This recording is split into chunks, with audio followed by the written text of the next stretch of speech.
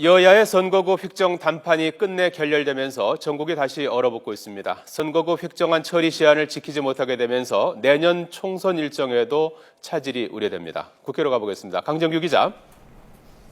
예, 국회에 나와 있습니다. 예, 오늘까지가 선거구 획정 시한이었는데요. 어제 협상이 불발된 이후 여야의 추가 협상 계획은 없습니까? 네, 그렇습니다. 여야는 당분간 냉각기를 보내게 될 것으로 보입니다. 협상이 이루어지더라도 실무진 차원의 물밑 접촉 정도로 예상되는데요. 결국 공은 어제 본회의를 통해 활동 기간이 연장된 정치개혁특별위원회로 돌아가게 될 것으로 보입니다. 선거구 획정 문제가 다시 원점이 되자 농어촌 지역 의원들은 오늘 기자회견을 열고 협상 과정에서 농어촌 지역구 문제는 사실상 논의조차 되지 않았다며 이는 농어민에 대한 배신이자 기만이라고 강력히 비판했습니다. 여야는 협상 결렬 책임을 서로에게 돌리면서 내탓 공방을 벌였는데요. 새누리당은 야당이 권역별 비례대표제처럼 도저히 봐줄 수 없는 안을 고집하거나 선거구 획정과 직접 관련이 없는 선거 연령과 투표 시간 등 선거 제도의 문제를 끄집어내서 협상을 더 어렵게 만들었다고 공격했습니다.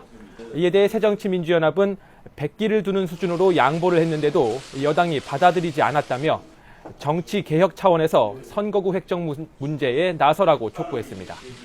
양당의 아침 회의 발언 함께 들어보겠습니다. 양당이 서로 뜻을 달리하는 부분은 포기하고 합의할 수 있는 부분만 가지고 선거구 획정을 빨리 해야 합니다. 배부른 정당, 더 큰 정당은 끊임없이 스스로의 욕심만을 불리는.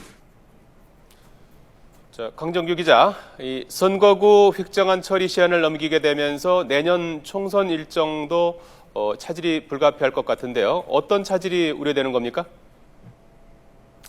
네, 선거구 획정안의 최종 처리 시한은 11월 13일, 바로 오늘입니다.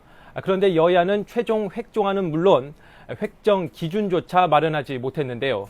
당장 시급한 것이 다음 달 15일로 다가온 예비 후보 등록입니다. 지난 19대 총선을 기준으로 볼 때 1000여 명에 달하는 정치 신인들이 후보 등록을 하게 될 것으로 예상되는데요. 그런데 막상 후보로 등록할 선거구가 갖춰지지 않은 상황이 벌어질 수 있습니다.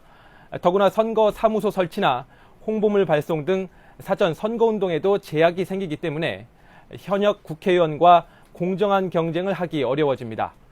다음 달 9일 정기국회가 끝날 때까지 획정안을 마련하지 못한다면 다시 임시회 일정부터 잡아야 본회의를 열어 법안을 처리할 수 있습니다.